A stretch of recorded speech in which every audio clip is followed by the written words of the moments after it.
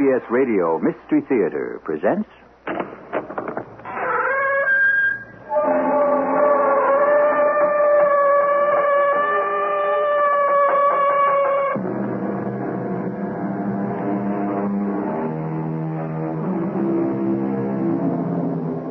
Come in.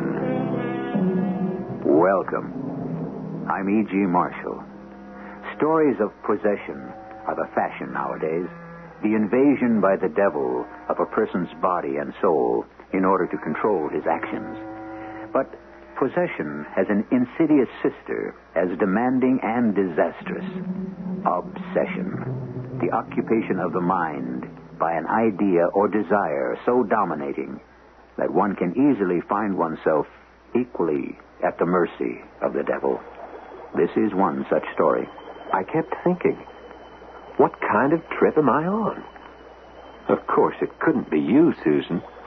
Nobody can talk underwater. Come to me where I lie, but keep my secret. The time is not yet. Remember, not yet. Nobody could talk underwater, but somebody did.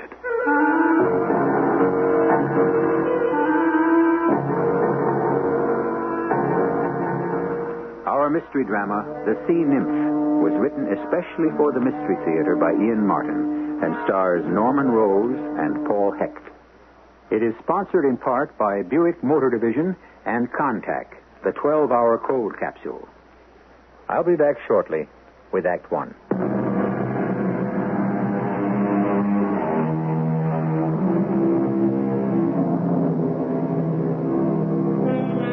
You must all have heard of Morgan Childs. His wealth, of course, is legendary. His many and varied interests, equally so. Bicon Rubber Company, which spans the world, his coffee and sugar cartels, the Machine Tool Company, 2 airlines, homes in England, Palm Springs, New York, Greece, and Zurich, the Childs Foundation and its offshoots, the Medical Center, the Institute for Research, the think tank at Berkeley, his many wives, his florid lifestyle, his art collection. Definitely a name to be conjured with. A man of many obsessions. One of them to be his undoing. A man with all the strings of life in his hands, save one. The one on which his own life depended. Your name? Scott Fallon, sir. I don't like, sir. Call me Mr. Childs. Yes, sir. I mean, Mr. Childs. Better. Age? 25. Height? 6'1". Weight? 185. Uh-huh. You look in prime condition. You can check my Navy discharge papers for that. How many hitches did you do? 2. Why did you get out of the Navy? Not enough money. I didn't want to be a frogman all my life. How do you propose to make enough now that you're out? Start my own marine diving and salvage company. As soon as I get enough money to swing it. Mm-hmm. Well, you go to work for me and you'll have more than enough. Oh, what's more than enough?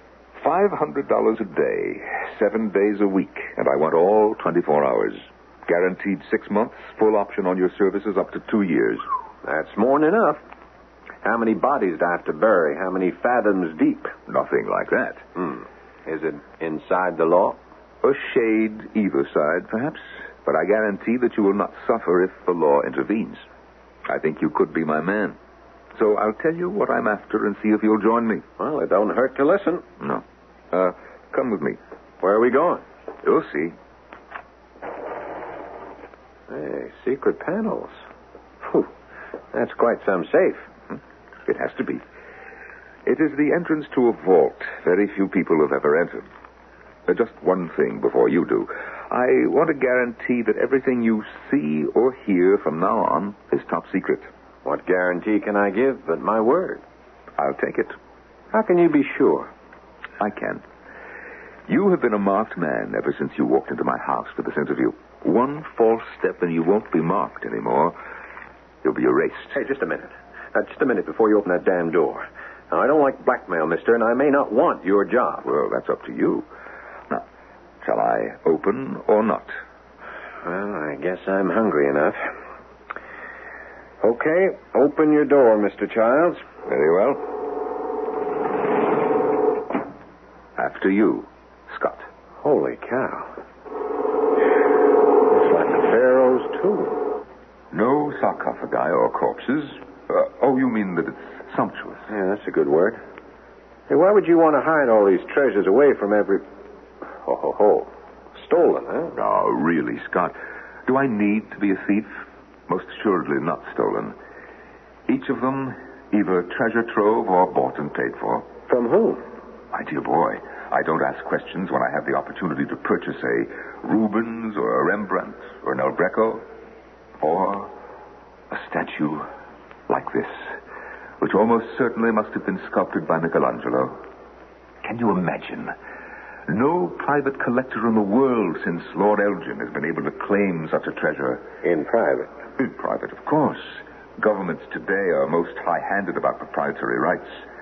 I prefer the old adage, finders, keepers. And you think you've found something else you want to keep? Correct. Something under the sea? Splendid. You are very astute. I wonder. Now, let me open this cabinet. I don't want you just to see this through the glass. I want you to touch it. What is it? What does it look like? Part of an arm? With a hand? A couple of fingers eaten away by long exposure to the sea and... something that looks like an arrow that it's holding. Exactly. It is a fragment of a bronze casting made in the 4th century B.C. The subject, a sea nymph named Thalassia. The sculptor, the immortal Praxiteles. That's good? Good.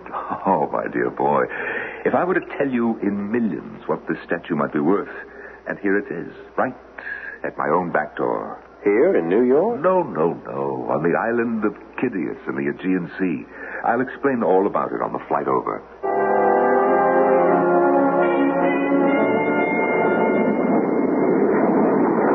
The island was named after a King Kidius, said to have been a grandson of Poseidon and guardian of the sea nymph Thalassia. There is a very pretty legend about her, which helped me to recognize the tremendous value of the broken arm I found. Well, what was that, sir? I mean, Mr. Child. Oh, call me what you will. I don't feel old anymore since we're off on this venture. Well, I didn't mean to suggest that you were. Just a whim of mine, an idiosyncrasy, no matter. About Tallahassee, whatever her name is. Thalassia. Oh, yes, Thalassia. You see, she was surpassingly beautiful and not equipped with a mermaid's tail. There really was no reason why the boy, Adrianos, did not return her love, except perhaps that Kidius had marked her for his own when she came of age. The old goat. He wasn't old. Perhaps about my age. But that's beside the point. One day, so the legend goes, the god Eros, he of course was the Greek god of love. The little chubby guy the Romans called Cupid with bow and arrow? Arrows, Scott, arrows. Oh, pardon me. One day, flying over the island, Cupid, seeing Thalassia sunning herself on a rock, flew low over the water to look at her. This kid was sex man. He flew so low, his wing inadvertently brushed a wave, and in no time he was floundering helpless as any land bird in the water. Thalassia rescued him and bore him ashore. As a reward, he drew an arrow from his quiver, giving it to her and telling her it would win for her any man she desired. The arrow in the statue's hand? Correct. Well, what happened? Didn't she get to use it? Yes, she waited her time until one day her guardian was returning to the island by boat with Adrianos aboard. Just as dusk was falling, she swam under the boat, coming up on the other side, so that those aboard the boat who were watching the sunset had their backs turned toward her. She rose from the sea, plunging the arrow into Adrianos' heart. Well, the whole thing backfired and she killed him. No, not quite. But it backfired all right.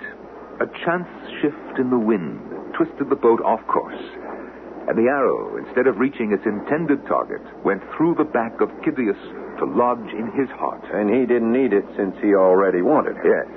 So how'd it turn out? Tragically.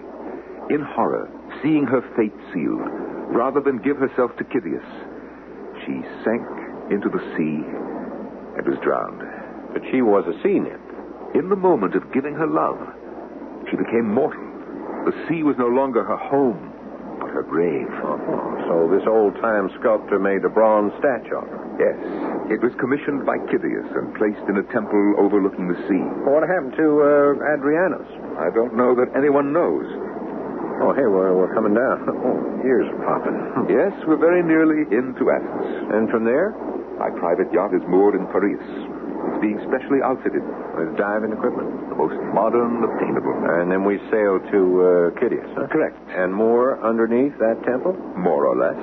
The temple is no longer there, of course. Well, then how did you stumble on, the piece of the statue? 2 years ago, my ward fell in love with the island. She wanted to stay there, so I bought a villa. Last year, while diving off the rocks, I found the arm. You dived? Well, I used to. A slight heart condition has ended that activity. Yeah, that's too bad. But then, before that heart thing, you didn't look for the rest of it? Even at my best, I couldn't. The piece I found was only in 60 feet of water at the edge of a drop-off. As if in one last attempt, the Lassia had tried to keep from slipping to the bottom of the ocean. Any idea how deep? I had soundings taken. And? 200 feet. Hey, man, you don't want scuba. You need a deep-sea diver. No. Not enough mobility, and they'd attract too much attention. Are you going to back out? I might just think about it. A little late. The landing gear just came down. But in spite of the implied threat, I was going to think about it. That's a hell of a depth to work at. Then I saw the girl. She was waiting for us with a chauffeur in a limousine. And if she'd been as plain as a freckle, she would have stood out. But with that tawny mass of brushed gold hair, the sea gray eyes, and that figure, she would have stood out at a Miss America pageant. I took one look at her, and I was hooked. Scott, this is Susan Gentry. Susan, Scott Fallon. Hi, Scott. Miss Gentry? I didn't expect to see you here in Athens. Oh, I bummed a plane hop over with Theo. I wanted to sail back with you on the Sea Nymph. Are they finished refitting her? It's the word I got from Captain Malice this morning. Mm-hmm. Were you aboard? No. Georgios is usually an old lamb, but he pulled rank on me. Pretty high security around there, Uncle. What's going on? We all piled in the limo for the short ride to Paris. Susan and Morgan Childs were busy with small talk in the back while I sat up front with a chauffeur, frustrated. I could hear, but that didn't interest me as much as seeing. I'd have to wait till we got to the dock. As we headed out the jetty, Morgan Childs' hand was on my arm, holding me back so that Susan went ahead of us toward the big 48-foot twin diesel ketch that was moored there. She's beautiful, isn't she? Terrific, out of sight. I'm talking about the boat. Oh, yeah, of course, sir. Uh-huh. She's all yours. The ship, I mean. My ward is something else. She sure is. I want to point out one thing, and I will point it out only once. I'm Susan's guardian. She's the daughter of an old friend. He left her in my keeping. Yes, sir. I intend to keep her. His eyes were steely blue. I was so mad that I kind of blacked out. Suddenly, there was this voice. No, dear one, no. Remember me. Remember the last year. I'm waiting for my time. What the devil was that? And then suddenly my mind was clear. And strangely, I found myself understanding that old legend. Why Adrianos wouldn't give the nymph a tumble. He'd been warned off by old Kidius just the way I'd been. I was in way over my head. What is this? Ancient history repeating itself after 2,500 years? But so far, Susan has shown no particular interest in Scott. So that leg of the triangle is left open. If it should be closed, will the pattern still be the same? We'll know more about that when I return shortly with Act 2.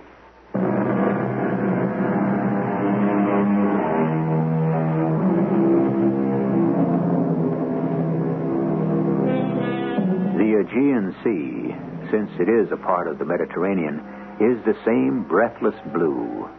In the summer months, The sky reflects the color of the ocean, a great arching bowl, cloudless and infinite, unchanged and unchanging since 3 millennia ago, when Ulysses lost his way among these ancient islands on his long journey home from the Trojan Wars. Somewhere among the scattered hundreds of dots of gray-white rock that dapple the dark mantle of the water is Chitios. And standing off to sea from the headland, where the temple with the statue of the sea nymph stood so long ago, is the ketch that bears her legend on the transom. Well, why can't I go with you, Scott? Forget it, Susan. This is over your head.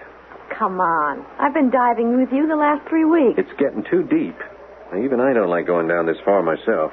Then don't. I gotta, Susan. I gotta find that lady. Why? Boss man says so. And when he calls the tune, you dance? Well, that's what I get paid for. Now, hand me that hood, Susan. It's cold down there. Here. You're going to wear mittens, too? Uh-huh. Hey, what's the holdup? I thought you'd be overboard by now. Well, it takes a little longer to be ready to dive this deep. Here, let me give you a hand with the tanks. I'll help him, Uncle Morgan. I asked you not to call me that. Did Captain Malice position the boat right for you? Yep, far edge of the grid. This is as far out as I'll be diving. In this gear, anyway. 200 feet? Check. How many dives at this depth to complete the sweep? Oh, 8 to 10. And if you don't find her? You'll need a bigger tender and a whale of a lot more equipment. It's no good. You, see that? What? Uh-oh, government? It's too far to make identification, but I wouldn't be surprised. They've overflown us a couple of times in the last few weeks while you were below. So far, they've accepted us as just a pleasure craft. The woman's influence. With me aboard, what else could we be? I'm very well aware of your value to me, Susan. Now, be a good girl and go aft and tell Jorkis to break out the fishing gear so we can continue the illusion. But I want to go with Scott. No, I told you, Miss Gentry, no go. Hurry, my dear. That plane is getting too close for comfort. Oh, try and have anything nice. She's something else. And I urge you to keep reminding yourself someone's else.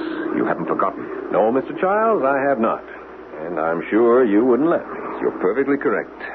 Well, tanks secure? Yep, all set. Want a hand going over? No, I can manage. Here, let me check the standoff on the ladder. Okay. How long will you be under? Oh, a couple hours. That'll give me 60 minutes on the bottom. What happened to the plane? It veered off to the south. I don't think it was a patrol plane. Now, take it easy on the bottom. Give yourself plenty of time for the ascent. I wouldn't want to lose you. Not at least till you've finished the job. Oh, thanks, You're welcome. Cherchez bien la femme. I've always had an eye for the ladies. I know, from your dossier. That's why I warned you to be careful to keep your eye on the right one. I heard you the first time. You don't have to keep... Hey, what the... Susan, what happened? Hey, listen, you lame brain. I told you this dive was out for you. Yes, teacher, but I didn't listen. And don't bare your fangs at me, shark. I'm only going to be your pilot fish for the first leg. See you at the 100-foot mark. You get after her and send her back to the surface, Scott. Now, don't worry, sir. Leave her to me.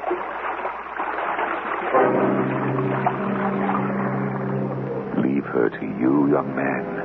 Oh, no. Only for the moment. So, she is infatuated with you.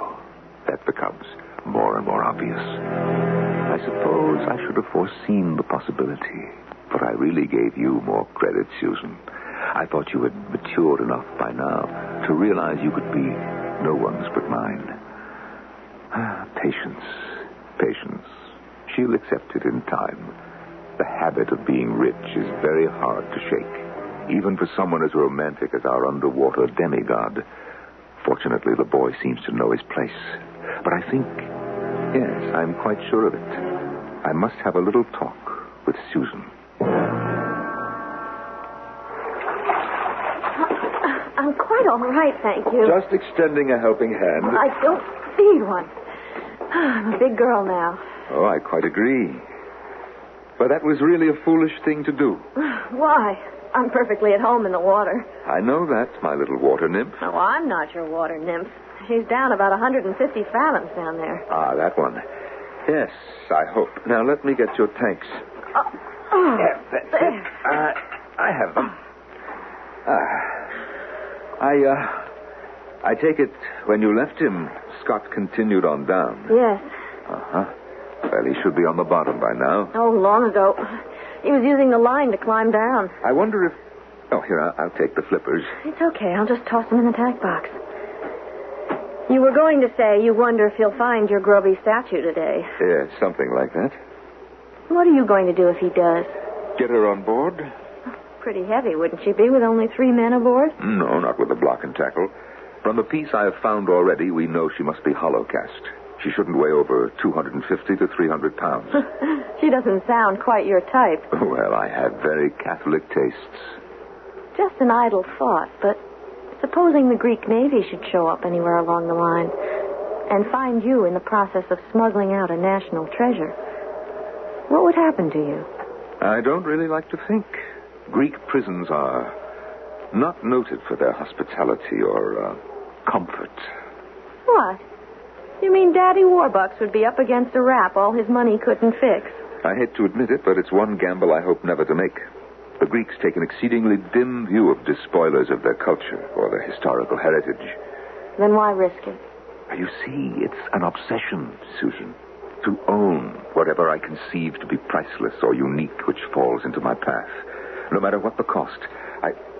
What is it now? Nothing. Oh, it's just the buckle on my weight belt. It's foul. Let me get it for you. No, I said, let me get it for you. I can manage. It's like I said, I'm a big... You don't have to tell me that you're a big girl. I've been aware of it longer than you think. Susan, I've waited as long as I can. I want you, not as my ward, a surrogate daughter, but as a woman. You have to be kidding, Uncle. I mean, Morgan. I assure you that I am serious. Dead serious. But I'm less than half your age. And totally dependent upon me. I don't have to be. I can go away. Where? How? With what? I'm not penniless. Oh, but you are, my dear, you are. But my father left you money. Your father left me nothing but you, my dear. And a mountain of debts which I cleared for him so that he could rest in peace. Oh, no.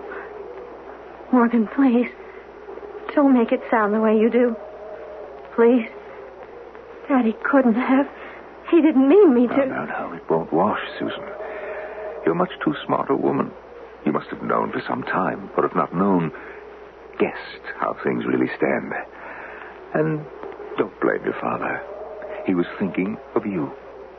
I think you must be mad. Possibly a little. I told you that I am a man of obsessions, but also a man of patience. I can wait a little longer, but I warn you, once the obsession is there, I never stop till I get what I want.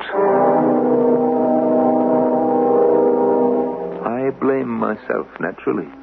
I was too eager. I should have been content to bide my time a little longer. But I've been having a few bouts with angina lately. I told myself it was just nervous tension because both my treasures were so near, but not yet attained.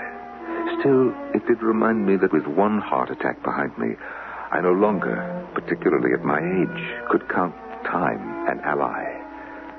Sooner or later, I would not have the patience to wait. How soon, I realized only 2 nights later.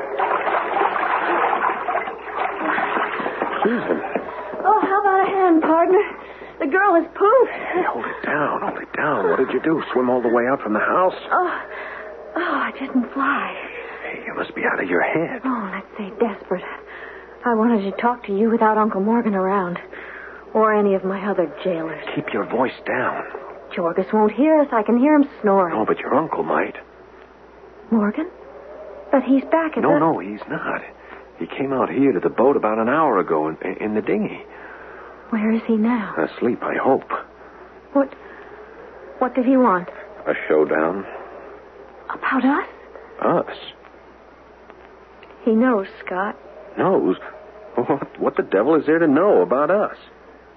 He knows how I feel about you. And I've heard him warn you off what he considers his personal property often enough. Now, wait a minute. Hold up. You got some notion that I got a thing for you? You know you have.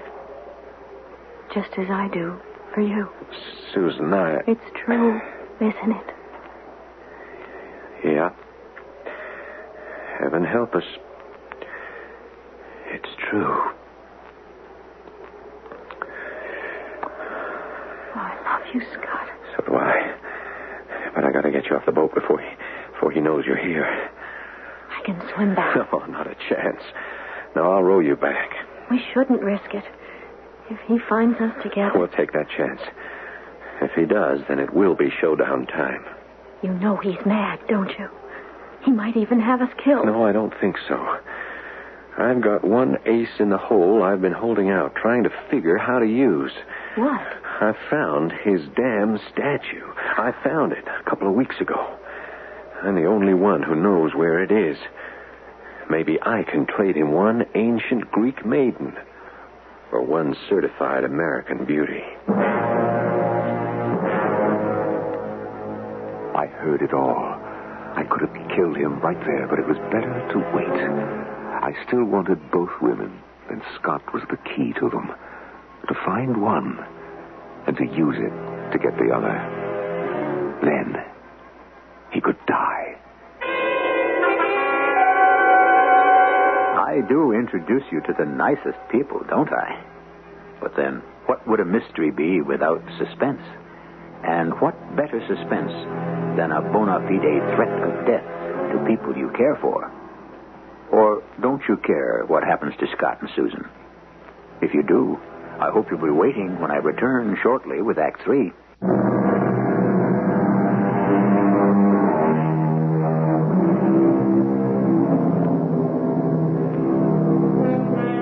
A full red moon hangs low in the sky, its beams sparkling on the barely heaving bosom of Homer's wine-dark sea. The small boat and its two occupants are silhouetted boldly on the water, as, nearing the shore, Scott rests on his oars, allowing the dinghy to float silently. Damn moon. Don't. It's a lover's moon. Yeah, the losers if we get spotted. I don't want to risk getting any closer inshore till it sets.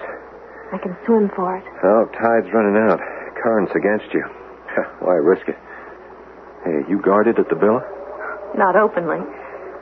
But the servants are all his people. There's never less than 2 security guards. That's what they're called. Gunsels. No uniforms. Shoulder pistols. And they look like everybody thinks the mafia ought to look. How did you get away? They just patrol the fence and monitor the gate. They figure there's no way out by water. I wish I could see a way out by land or sea. Why did you hold back when you found Thalassia? I don't know. Maybe I was just greedy. For what? The money he's paying you? Oh, that. And maybe I wanted to be around you a little longer. That's sweet. Only I'd have to go and turn sour. I don't know. Maybe it didn't. Maybe she was right. She? Who's she? Oh, forget it. That just slipped out. I can't forget it. You sounded so strange. Well, I was that day. The last dive. I was on 3 a day. Remember how woozy I was the last time up? I sure do. Even Morgan made me cut you down after that. You scared me out of my head. Remember, I came down after you. You acted just like you had narcosis. Well, I figured it for raptures of the deep myself. Only after what happened down there, or what I thought happened... Tell me. Well, it was my 3rd trip down.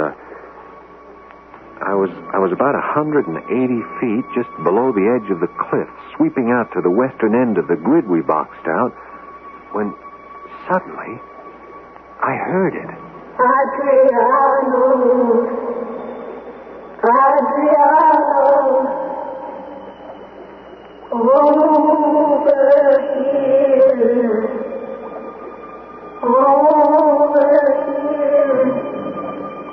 I'm waiting for you, waiting. At first, I thought it was your voice. I mean, it sounded just like you. But then it had said Adriana, so it couldn't be you. And then I thought, what kind of a trip am I on? Of course it couldn't be you. Nobody can talk underwater. Come to me where I lie, but keep my secret.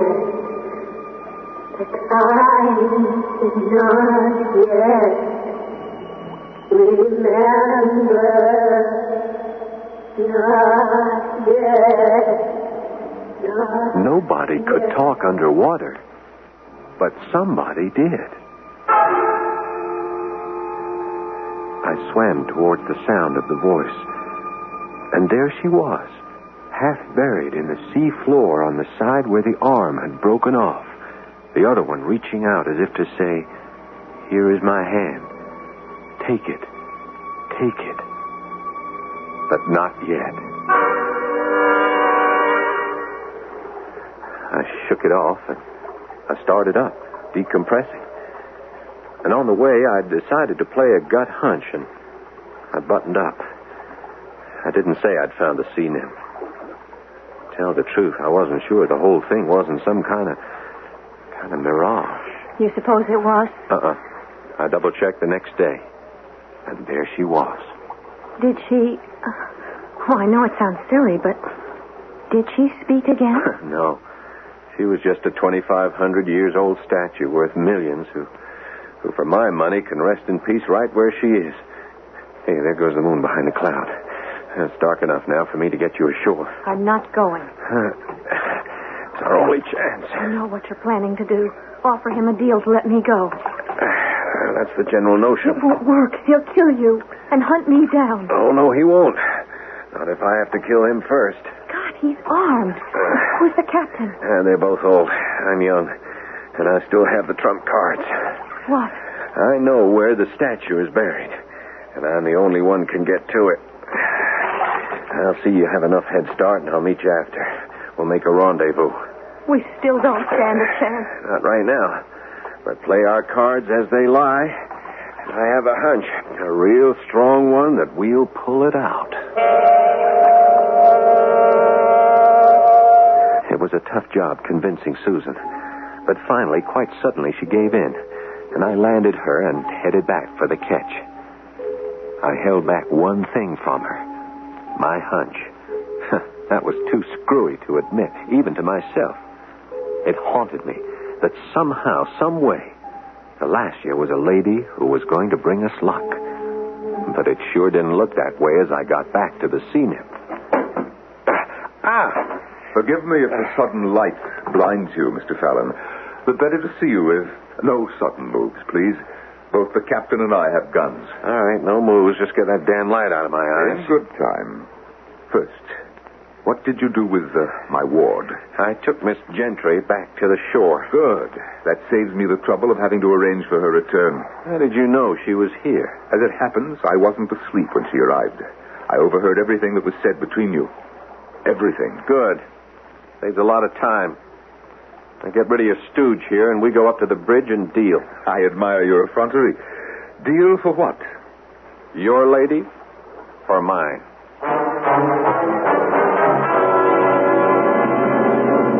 No, Nikos. No. Give her everything she needs. Car, money, whatever she wants, and let her go. No. Don't follow her. She's to be absolutely free. 1 minute. Are you satisfied, Scott? Not quite. Put Susan on the phone. Let me talk to her. Very well. Nikos, put Miss Gentry on the phone. Scott? Thanks. Susan? Susan? You all right?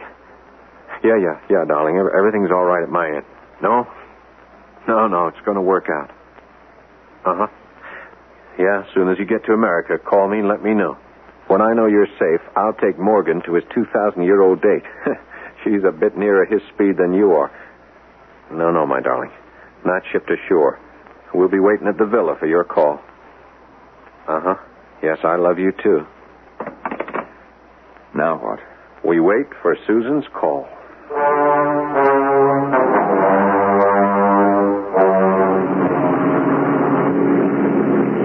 Come up to port a couple of degrees. Aye, sir. That'll do it. Hold her there. Steady as she goes. Now just thread the needle between those twin rocks. Yes, sir. Now you can drop her to idle. Let her have her way. Neutral it is. Now I'll go forward now to run out the anchor. When I give you the signal, hard astern. Aye, aye, Captain. Oh, Captain, my Captain. Your fearful trip is almost done.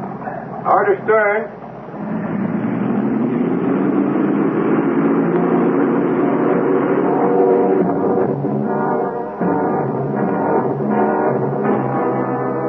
How long will you be down? Our first dive will be a good 3 hours. Take me that to get her dug out and the rope cradled around her. Second dive, well, it'll be a short one, just to attach the winch rope.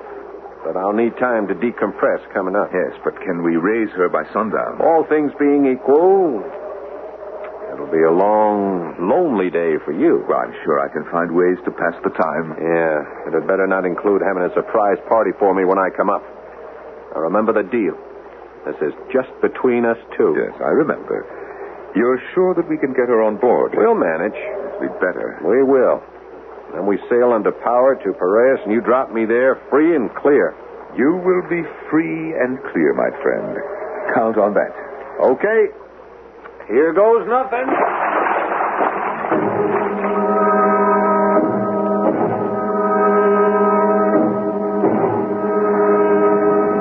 I can't believe I'm really going to see her at last.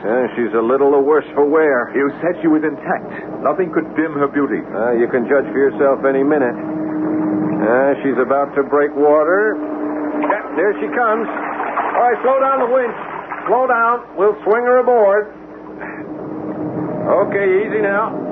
Hold it. I will leave her like that just for a minute, standing almost tiptoe on the deck. Oh, Lord. Is she magnificent? To each his own. Yes, we'll just try the arm now to make sure not too much has been lost. Oh, look at that. Almost a perfect fit. Well, so long as you're happy. Oh, my dear Scott, I couldn't be more delighted. Everything has turned out quite perfectly. Okay, now you live up to your part of the bargain. You should know better. I never make bargains, or if I do, I feel no need to live up to them. This is a double cross? Of course. You didn't think I'd let Susan get away from me? She already has. With my resources, how long do you think it'll take to track her down? You forget what happens if you do. I blow the whistle on your affair with this lady and that secret room back home. Are you going to give up all your priceless treasure for two little people like us? You just aced me. Well, you knew the terms. I also knew that I still held a trump. What? Dead men tell no tales. Shoot him, boys. What? Forgive me, Felicia, but yours was the weapon which came to hand.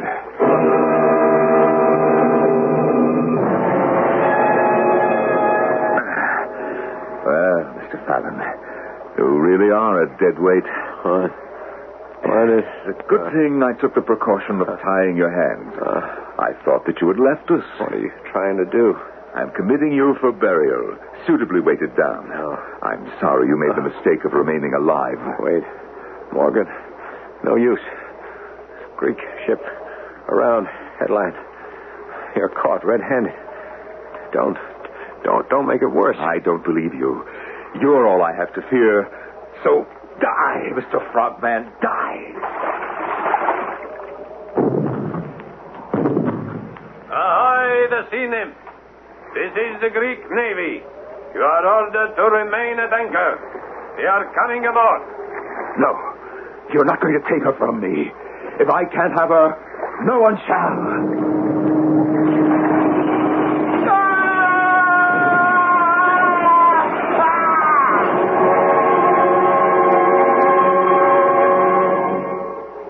So where was the Greek scuba team? We'd arranged the whole thing.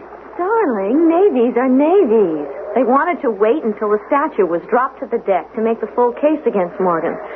They were hanging in at 5 feet using sound equipment to monitor. Oh, great. So that's how I almost bought it, huh? Darling, it was just a miracle the way it happened. Yeah, who fished me out? Well, what do you mean? You know you had no air, so I kept you buddy breathing till I could get you back to the surface. You were there? Sure. I had proprietary rights. Besides, I didn't trust that other dame you've been tripping with. Who? Felicia. Did they get her up again? Brought her up this morning. And Morgan's body with her. Clue me in on that. What happened? He was trying to get rid of the evidence, I guess. He was swinging her out over the sea when the winch let go. And somehow his foot got fouled in the winch chain. She took him right to the bottom. How about that? 2,500 years she waited for her revenge. What do you mean? Well, maybe I'm still a little scrambled in the brains department. But didn't the three of us live out a legend that first happened about 500 B.C.? I guess in a way we did. Yeah. Only this time the twist has a happy ending. Yes, darling. My buddy. My breath is your breath. My time is your time. My house is yours. Let's go home.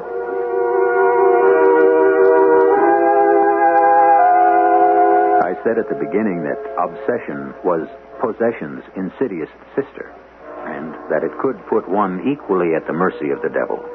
What a happy thought that this time it was the devil who was obsessed and who sowed the seeds of his own disaster. I'll be back shortly.